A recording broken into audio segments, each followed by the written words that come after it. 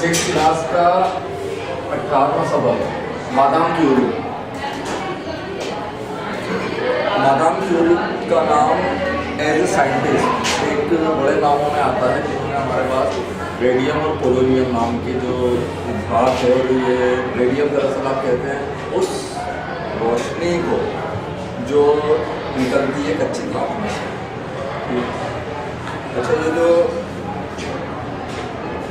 Madame Curie सबक शामिल किया गया, इसके मकासद हैं। नंबर 1, साइंसी खिदमत अंजाम देने वाले मशाहिर से मुताबिक हो सकें, यानी कि वो हमारे कौमी शख्सियत जिन्होंने साइंस के अंदर काम किया है उनको जान सकें। दूसरा, ड्रामा, मजमून और कहानी में इम्तियाज़ करना सीखें। तीसरा, मजमून नवेसी में ज़बान की सेहत और उसकी अहमियत को समझ सकें। जो तीसरा, ये तो हमारा इधर जाके आपका जो है ग्रामर सेक्शन के अंदर आएगा। आपने पढ़ते हुए क्या काम करना है, सबक के हर हिस्से के लिए एक मुनासिब ज़ेरी उन्वान सोचना है और उसे खाली जगह में दर्ज करना है। जैसे यहाँ लिखा हुआ है, खाली जगह होगी है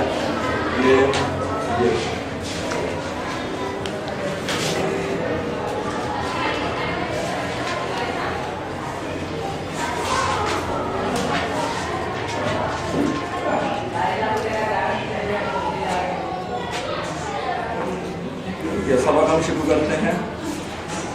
तकरीबन 150 बरस पहले की बात है। यूरोप के पोलैंड के दारुल हुकूमत वारसा में 4 महीने रहते हैं। उनके नाम जोसिया, ब्रोनिया, हेलेना और मैरी थे। उनका एक भाई था जिसका नाम जॉर्जिक था। इन बच्चों के माँ बाप स्कूल में पढ़ाते थे। दोनों बहुत पढ़े लिखे और शाइस्ता थे। उन दिनों पोलैंड पर रूस और जर्मनी का कब्जा था। फातेह कौमें अच्छी अच्छी मुलाजमतें अपने लोगों को दे रही थी। पोलैंड के लोग दिन ब दिन मुलाजमतों से महरूम हो रहे थे, और फिर एक दिन उन बच्चों के वालिद भी स्कूल से बरतरफ कर दिए गए ताकि उनकी जगह किसी रूसी को दे दी जाए। किन बच्चों के वालिद?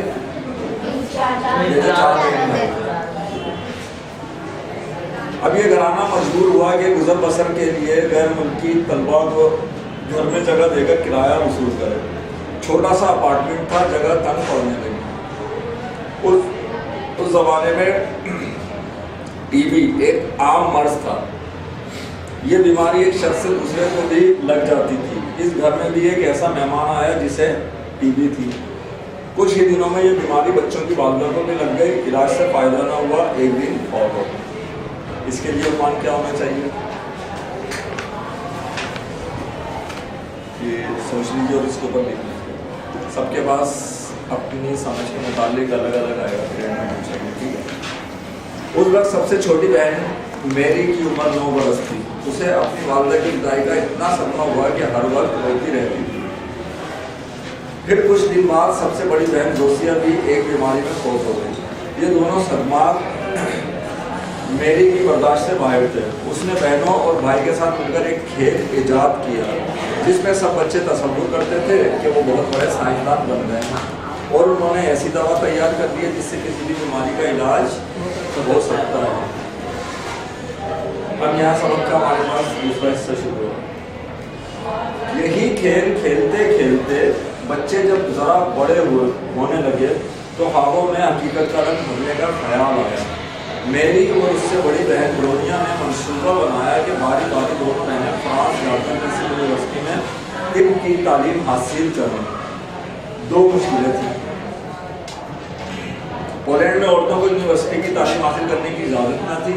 फिर फ्रांस की यूनिवर्सिटी में दाखिला लेने के लिए तैयारी कैसे की जाए। दूसरा सवाल पैसे का था। आला तालीम के लिए बड़ी रकम चाहिए थी। ये वो मुश्किलात थी कि जहाँ रह रहे हैं रिहाइश में, जहाँ के वहाँ पर तो ख़वातीन को दाखिले की इजाज़त ही नहीं।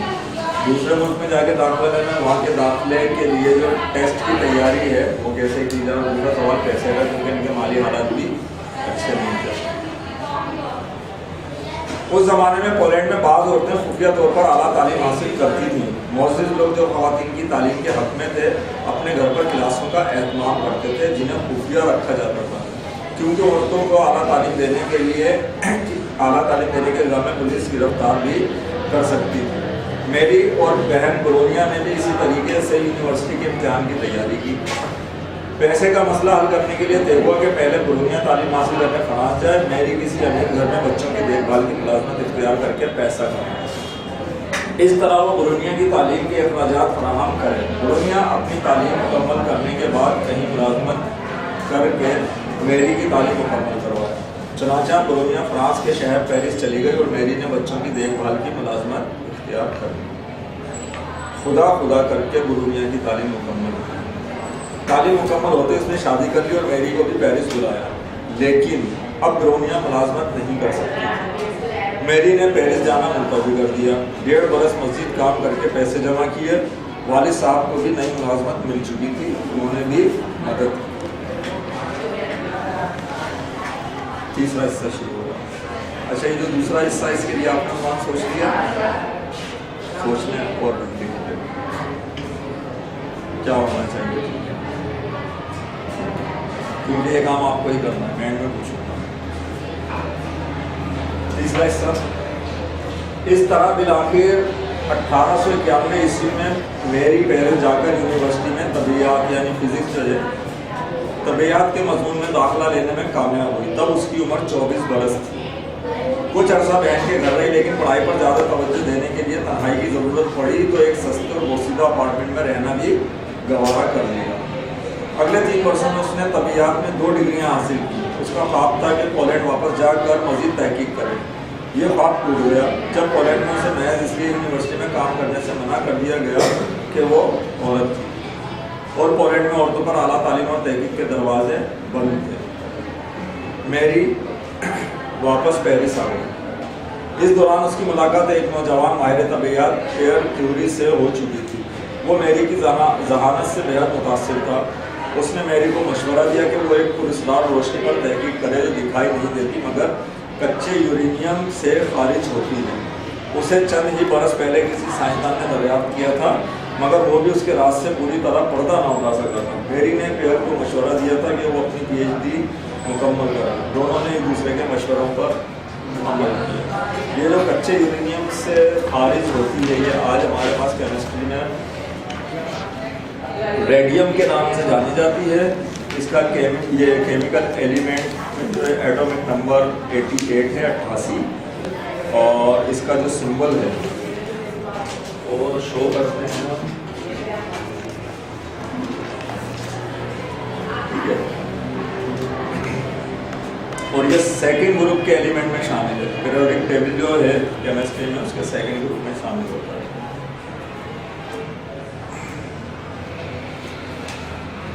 پیئر کی خواہش تھی کہ میری اس کے ساتھ شادی کر لے تاکہ دونوں ہمیشہ اکٹھے کام کر سکیں۔ وہ میری کے ساتھ پولینڈ جانے پر بھی تیار تھا۔ میری کا پولینڈ واپس جا کر کام کرنے کا خواب تو پورا نہ ہو سکا، مگر اس نے پیئر کے ساتھ شادی کر لی۔ یہ ایک درست فیصلہ ثابت ہوا۔ اب ہمارے پاس چوتھا حصہ شروع ہو رہا ہے۔ میری نے پراسرار روشنی پر کام دوبارہ شروع کیا۔ اس نے دریافت کیا کہ وہ روشنی دراصل ایٹم کے اندر سے برآمد ہوتی تھی۔ دوسرے سائنسدانوں نے بھی اس تجویز سے فائدہ اٹھایا۔ ایٹم کی ساخت پر کام ہونے لگا۔ پیئر اور میری نے 2 نئے عناصر دریافت کیے۔ انہوں نے ان کے نام ریڈیم اور پولونیم رکھے۔ پراسرار روشنی دراصل انہی عناصر سے خارج ہوتی تھی۔ انہیں کچے یورینیم سے علیحدہ کرنا مشکل کام تھا، مگر میری اور پیئر نے اس کا طریقہ بھی دریافت کر لیا۔ 1903 عیسوی میں کیمیا کا نوبل انعام میری، پیئر اور اس تیسرے سائنسدان کو ملا جس نے سب سے پہلے پراسرار روشنی کا سراغ لگایا تھا۔ ریڈیم کی دریافت کی وجہ سے علاج کے ایسے طریقے ممکن ہو گئے تھے جو پہلے ممکن نہیں تھے، خاص طور پر سرطان یا جسے ہم کینسر کے نام سے جانتے ہیں۔ سرطان کے علاج میں ریڈیم کا استعمال فوراً ہی شروع ہو گیا۔ اسی لیے میری اور پیئر نے ریڈیم حاصل کرنے کے طریقے پر قانونی اجارہ داری قائم کر کے مالی فائدہ اٹھانے کی بجائے کھلی اجازت دے دی کہ جو بھی چاہے اس طریقے سے فائدہ اٹھا سکتا ہے، کیونکہ یہ دریافت ان لوگوں نے کیا تھا۔ اس پہ اگر یہ قانونی کارروائی کرتے اور اس کے حقوق اپنے نام رکھتے تو یہ سب لوگوں کے لیے عام نہیں ہوتا، اور اگر کوئی اس سے فائدہ اٹھانا چاہتا ہے اس طریقے سے اشتہار سے تو اس کے لیے انہیں پے کرنا پڑتا، لیکن انہوں نے کیا کرا کہ جب اس کے فوائد دیکھے تو بجائے اس کے یہ اپنے نام پہ مخصوص رکھتے انہوں نے کیا کرا سب کے لیے اوپنلی دعوت دے دی، اوپنلی چھوڑ دیا کہ جس کا بھی چاہے اس سے فائدہ اٹھائے اور لوگوں کی فلاح کے لیے کام کرے۔ البتہ وہ دونوں نہیں جانتے تھے کہ ریڈیم سے خارج ہونے والی شعاعیں خطرناک بھی ہو سکتی ہیں۔ پیر کی ٹانگوں میں درد رہنے لگا۔ اب اندازہ لگایا جاتا ہے کہ یہ حفاظتی اقدامات کے بغیر ریڈیم پر تجربات کرنے کا اثر تھا، لیکن اس وقت کسی کو معلوم نہ تھا کہ یہ درد کتنا مہلک ہو سکتا ہے۔ اپریل 1906 میں ایک دوست سڑک عبور کرتے ہوئے پیر ایک تیز رفتار گھوڑا گاڑی کے سامنے آ گیا۔ ٹانگوں کے درد کی وجہ سے گاڑی کے سامنے سے ہٹ نہ سکا، گاڑی نے اسے کچل دیا اور وہ دم توڑ گیا۔ پیر اور میری کی دو بیٹیاں تھیں۔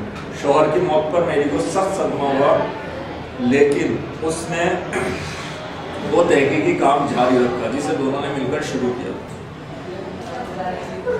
اب ہمارے پاس آخری حصہ اس کا شروع ہونے جا رہا ہے۔ یہ جو بھی آپ نے پیراگراف پڑھا ہے ایک حصہ، اس کے اندر آپ جو نام اس کو دینا چاہیں وہ سوچیں۔ 1911 عیسوی میں میری کیوری کو دوسرا نوبل انعام ملا۔ یہ انعام تنہا اسی کو ملا تھا اور طبیعیات فزکس کے شعبے میں دیا گیا تھا۔ اس کے بعد میری 23 برس زندہ رہی اور آخر دم تک تحقیق میں مصروف رہی۔ 1934 عیسوی میں خون کے سرطان سے اس کی وفات ہو گئی۔ سمجھا جاتا ہے کہ یہ کینسر بھی حفاظتی تدابیر کے بغیر ریڈیم پر کام کرنے کا نتیجہ تھا۔ میری کی زندگی ہی میں یہ بات سامنے آ گئی تھی کہ ریڈیم کے استعمال میں حد سے زیادہ احتیاط کی ضرورت ہے، ورنہ بعض صورتوں میں اس کے مہلک اثرات سے موت بھی واقع ہو سکتی ہے۔ وقت کے ساتھ ساتھ زیادہ بہتر تدابیر اختیار کی جانے لگیں۔ اس طرح میری اور پیر کی جدوجہد اور لگن رنگ لائی۔ آج بھی ریڈیولوجی جدید طب کا اہم شعبہ ہے جس سے لاکھوں مریض فائدہ اٹھا رہے ہیں۔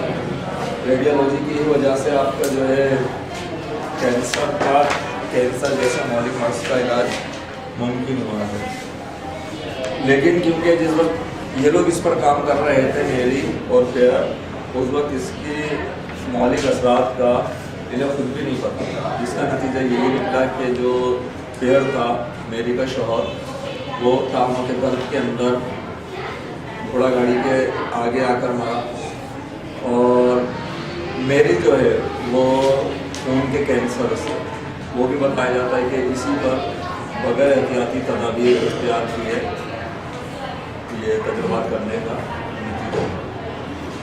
اچھا، یہ تو تھے واقعات یا بیانات جو ہمیں دیے گئے۔ اگر ہم اس سبق کو خلاصے کی صورت میں بیان کرنا چاہیں یا ہم نے اسے پڑھ کر کیا سیکھا ہے، کیا سمجھ آیا ہے، تو مجھے بچے بتا سکتے ہیں اس کے اندر؟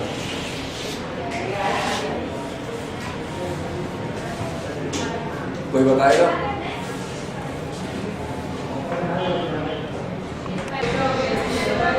جی، کوئی بچہ بتا رہا؟ سر، اس سے ہمیں کئی سبق حاصل ہوتے ہیں۔ پہلا سبق یہ کہ ہم جو کام بھی کریں اس کی پوری تحقیق کریں، اس کی پوری پورا بیک گراؤنڈ معلوم کریں، وہ کام شروع کریں۔ اور دوسرا یہ کہ ہمارے ساتھ جو بھی پریشانی آ جائے مگر ہم اپنے آپ کو کمزور نہ سمجھے کریں۔ کوئی سی بھی پریشانی آئے کمزور نہ سمجھیں، نہ کمزور پڑیں، ٹھیک ہے؟ تو مشکلات کا سامنا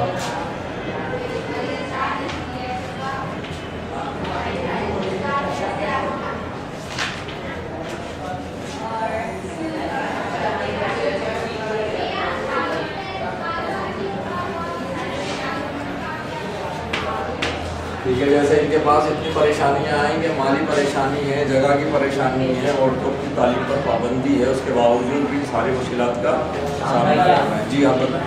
وہ ہار نہیں ماننی چاہیے، ہار نہیں ماننی چاہیے، اتنی دیر انہوں نے ہار نہیں مانی۔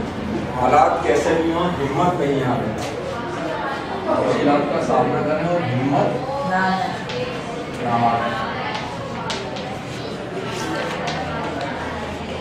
تعلیم کے بعد بھی جس وقت یونیورسٹی میں طبیعیات میں داخلہ لے کے گئے ہیں انہیں اعلیٰ तहकीकाती इदारे में आला यूनिवर्सिटी में दाखिला नहीं दिया गया क्योंकि वहाँ पर आला तालीम और तजर्बात के ऊपर कोर्सों के ऊपर पाबंदी है। जी बेटा, तालीम हर सूरत में हासिल करें, ठीक है।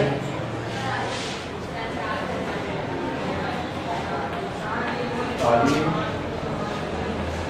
हर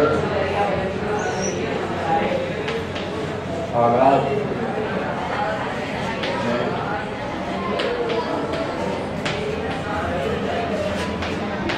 जारी रखें, ठीक है। कितनी परेशानियाँ आई थी, मुश्किलात आई थी, पैसा नहीं था, तालीम फिर भी जारी रखी है। और आला तालीम यहाँ अगर पाबंदी है तो कोई बात नहीं, बाहर जाएंगे और फिर करेंगे। और इसके अलावा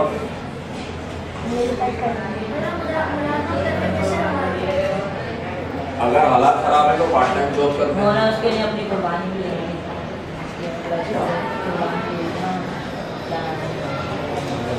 किस चीज़ की? जब ये काम करे मतलब वो जो काम होगा वो चलनी वाली गाड़ी आ रही है उसके लिए अपनी कुर्बानी लेनी। सही है, एंड का आ गया। मिलकर हर काम करा जाए हिम्मत के साथ। और इसके अलावा देखिए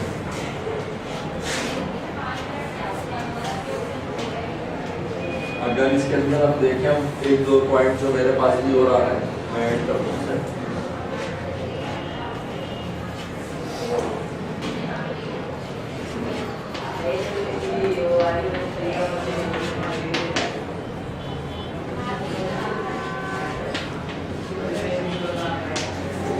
हर काम की प्लानिंग की जाए। उन्हें क्या हुआ था, आला तालीम हासिल करनी है, दो बहनें हैं, पैसा किसी के पास नहीं है, अब क्या कर सकते हैं, एक वक्त में एक तालीम हासिल कर सकती है। तालीम किसको, दोनों को हासिल करनी है।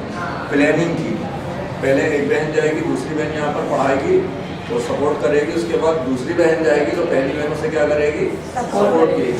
और सपोर्ट करने से क्या हुआ उसका कि वही काम जो नज़र आ रहा था बड़ी आसानी के साथ आला तालीम हासिल की। और इसके बाद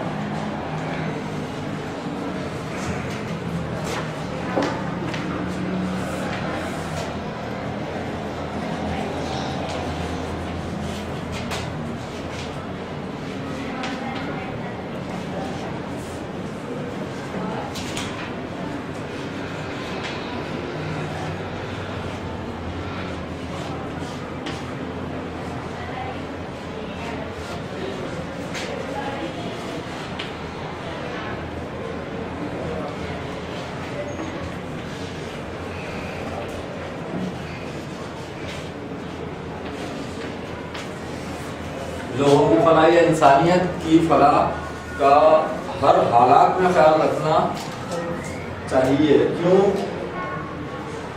यहाँ पर अगर हम देख रहे हैं बावजूद उनके ख़राब हालात थे, कितने परेशानी के हाल में यहाँ तक पहुँचे हैं, लेकिन जिस वक्त उन्होंने रेडियम और पोलोनियम दरियाफ्त कर लिया है और वो देखा कि साइंस में और तिब में काम आ रहा है, इसके ज़रिए बहुत सारे इलाज हो सकते हैं, तो इन्होंने अपने नाम पर उसे मखसूस कराने के बजाय, उस पर इजारादारी कायम करने, उसमें हुक्मरानी कायम करने के बजाय, अपने उसके ऊपर हाकिमियत जताने के बजाय क्या करा, लोगों के लिए आम कर दिया। और उस वक्त कोई डिमांड नहीं करी पैसे की, और अपने नाम उसके जो है कि भाई अगर आप इससे फ़ायदा उठाओगे तो हमें भी इसका इतना हिस्सा मिलना चाहिए, बल्कि क्या करा, सब लोगों को इससे फ़ायदा पहुँचने के लिए ओपन सोर्स पर छोड़ दिया। लोगों की फलाह का हर हालात में ख्याल रखना चाहिए, ठीक है जी। हम जो काम भी करें सोच समझ कर किया है, जल्दबाजी में कोई काम नहीं होता।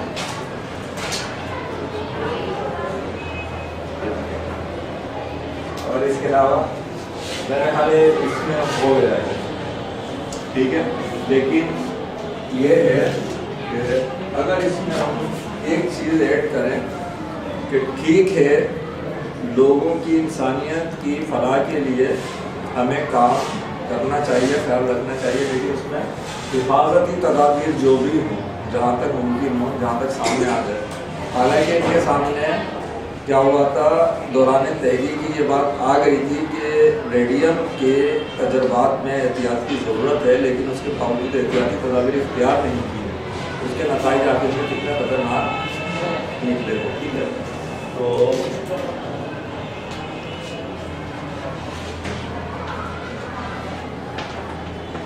इंसानियत की फलाह और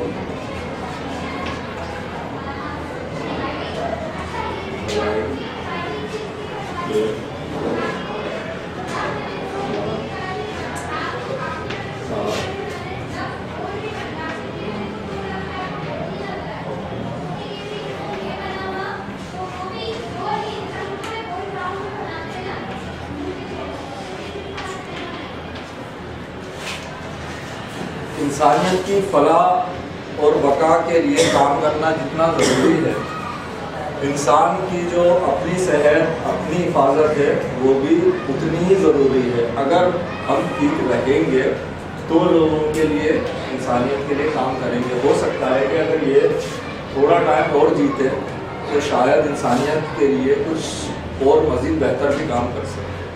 ठीक है, जहाँ तक हो सके एहतियाती तदाबीर हमें इख्तियार करनी चाहिए जब इल्म हो गया। जब तक इल्म नहीं है, ठीक है।